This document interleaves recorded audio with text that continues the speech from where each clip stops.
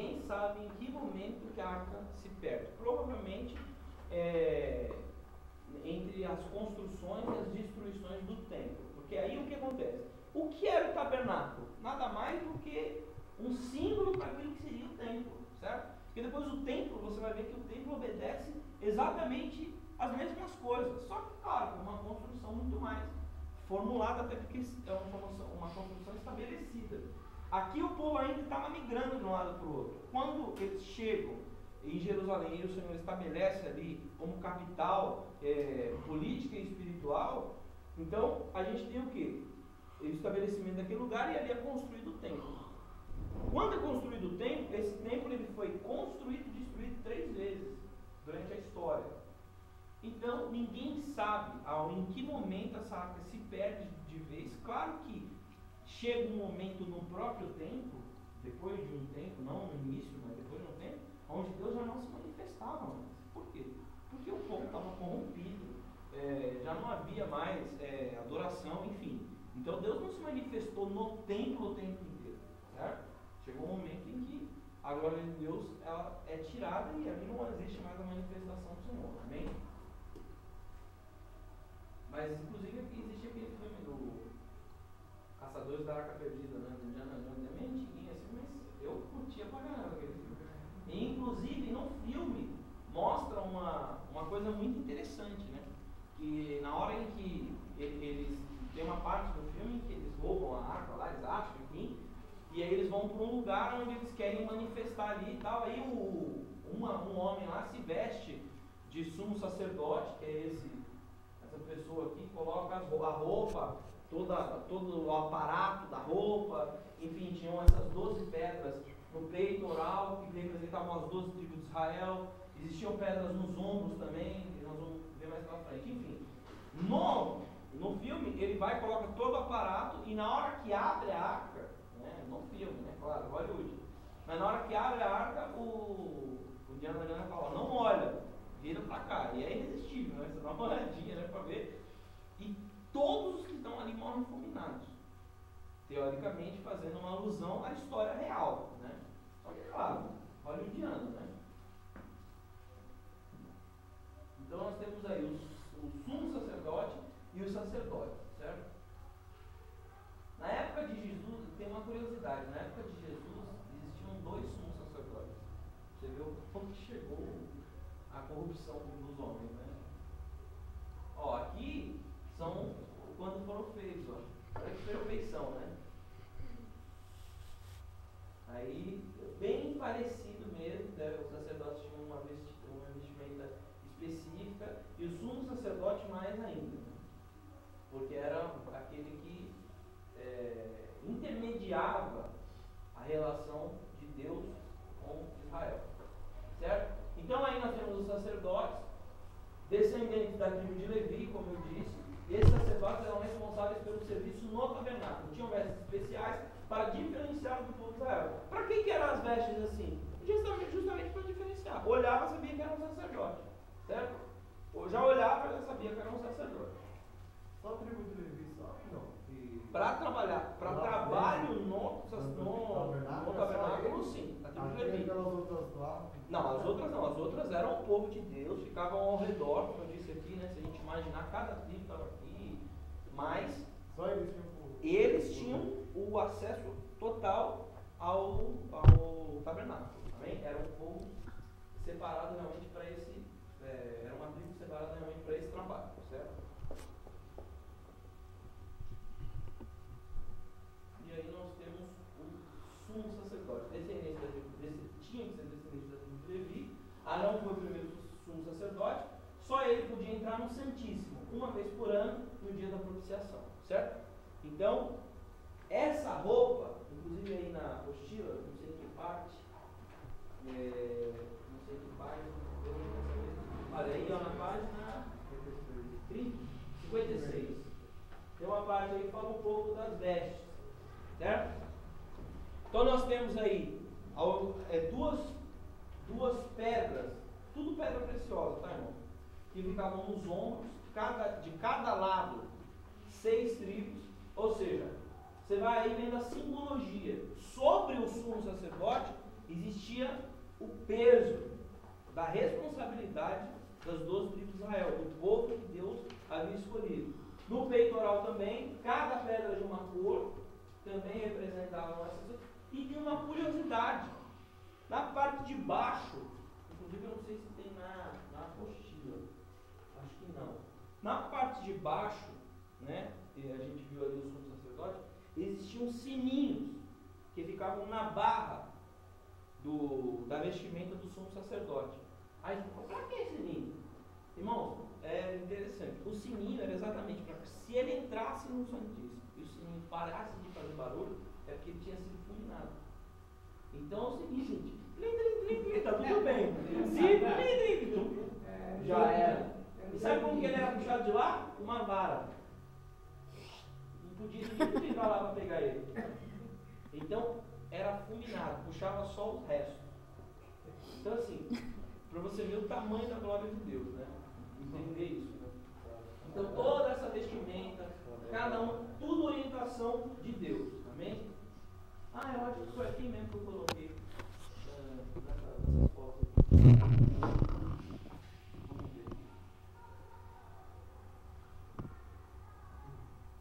As vestes, foi aqui mesmo que eu coloquei. Então, se você sabe das vestes, existia uma plaquinha na sua cabeça, né? Claro, foi escrito em hebraico, e estava escrito separado para o Senhor. Separação fala de quê? Quem sabe? Separação. Santidade. O povo, os sacerdotes, e principalmente o sacerdote, ele tinha que se santificar. Então, qual que era a característica do sumo sacerdote? A santificação. Deus manda fazer uma estrutura de ouro, que era uma plaquinha de ouro, e nesse plaquinha existia um dizer, separado para o Senhor. Ou seja, era um homem separado realmente para Deus. Então vamos lá, o peitoral, as 12 pedras tinham gravados os nomes dos 12 filhos de Jacó, no caso, as 12 filhos de Israel. E nos ombros, 2 pedras, que tinham 6 nomes gravados em cada. Olha lá o sinetinho que eu falei na parte da barra, está vendo aqui? Na foto da direita de baixo. Então tinha esse sininho, justamente para isso, né? É interessante. Então, assim, era a única pessoa que entrava. Aí olha só que coisa tremenda. Hoje, a Bíblia nos chama em Apocalipse, justamente de reis e sacerdotes. Quem é sacerdote hoje? Todos nós. Em que sentido? No sentido de que todos nós temos acesso direto a Deus.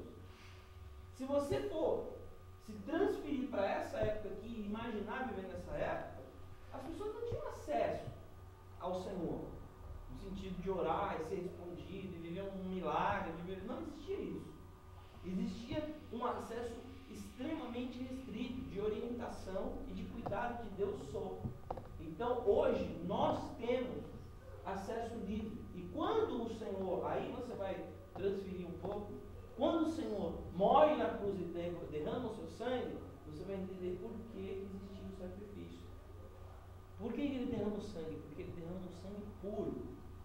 Por que puro? Porque era um homem sem pecado. Além dele, mais algum nasceu sem pecado? Não. Quem foi criado sem pecado foi Adão, né? E Eva, eles pecaram. Mas, por que nós carregamos em nós o pecado? E por que ele não tinha o pecado? Quem sabe me dizer? Ele nasceu de uma mulher. Por que ele não tinha pecado? Alguém sabe me dizer? Porque ele não é do... Porque ele foi gerado pelo Espírito Santo. Então, quando a Bíblia o chama de segundo Adão, chama de segundo Adão porque a semente que foi colocada no ventre de Maria foi uma semente do Espírito Santo. Então, ali nasce um homem sem o pecado, ou seja, o segundo Adão. E esse segundo Adão, ele dá origem, claro, que é o Senhor, ele dá origem à nossa vida, ou seja, a nossa condição de ser perdoado, restaurado e ter acesso direto ao Senhor, de ser chamado de Filho de Deus, reis e sacerdotes. Ou seja, hoje nós temos acesso ao Senhor, nós não precisamos de toda essa parafernália aqui. Hoje, aonde a gente estiver no meio da rua, você ajoelha, ora e Deus recebe a tua oração. Amém? Isso não existia nessa época. Então, você vê a importância. cada passo que o Senhor deu aqui, exatamente representam também o tabernáculo. Amém? Alguma dúvida até aqui? Pastor João, mas nessa época aí o povo orava assim? Não, orava. Não existia uma restrição na oração. A gente não tem como saber se eles oravam muito ou pouco, ou quanto, né? Tipo assim, Claro que não tem como calcular. Não ouviria assim, tipo, entendeu? Não, Deus, como Deus é onipresente, claro que ele ouvia a oração das pessoas. O ponto é que naquela época não havia propiciação, ou seja, não havia um derramamento puro de sangue e não havia alguém que intercedesse. Porque todos os homens pecaram. Tanto que a Bíblia diz, todos pecaram e destituídos da glória de Deus foram. Então assim, todo mundo pecou e assim, o nosso futuro seria um inferno mesmo, tem conversa. Porque quando a gente fala que Adão pegou e fala, você foi de Adão que deu uma casa lá atrás, o que tem a ver com isso? Mas na verdade, quando Adão peca, todos nós estamos pecando também. Porque a raça humana peca, certo? Então não é um homem ou esse, a raça humana peca. Então, o acesso a Deus era restrito nesse sentido. Não é que Deus não ouvisse as orações. O que não havia era a manifestação de Deus. Então nós vamos ver o quê? Que no Antigo Testamento, o Pai se manifesta. Se manifesta como? De forma bem específica, de forma muito restrita, mas sempre guiando um povo. No Novo Testamento, a história de Jesus, e aí nós vamos ver o quê? A manifestação do Filho. E hoje nós vivemos a manifestação do Espírito. Ou seja, o Deus entre nós, Deus conosco. Então, Ele está aqui. O Espírito Santo está conosco. Um dia, quando a igreja for arrebatada, o Espírito Santo vai embora, irmãos. E para quem acha que está ruim agora, quando o Espírito Santo for tirado da terra, aí vai ver o que é ruim. É muito ruim, é muito difícil. Então, assim, nós vamos ser arrebatados, amém? Porque nós não vamos viver numa terra sem o Espírito Santo. Porque se com o Espírito Santo já está embaçado, você imagina sem, né? Então assim, nós vamos viver exatamente essa promessa.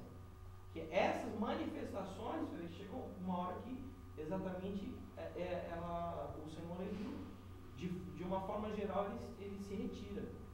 Então, a salvação, depois do arrebatamento, na grande tribulação, nós vamos estudar isso mais para frente, mas vocês vão aprender sobre isso também. A salvação nesse período é praticamente impossível. É só assim, vai ser um milagre a pessoa se salvar. E hoje a salvação é gratuita, a salvação é acessível. O que tem de porta de igreja, o que tem de programa de televisão que fala de Jesus, glória a Deus por tudo isso. Eu não condeno nada disso. Pelo contrário, eu acho uma bênção. Eu me converti através da TV, não falar mal da TV. Então, eu vou lembrar porque assim, antes eles precisavam, na verdade, no caso do sacerdote, para que eles tivessem acesso a Deus. Né? Ele perguntou se eles oravam.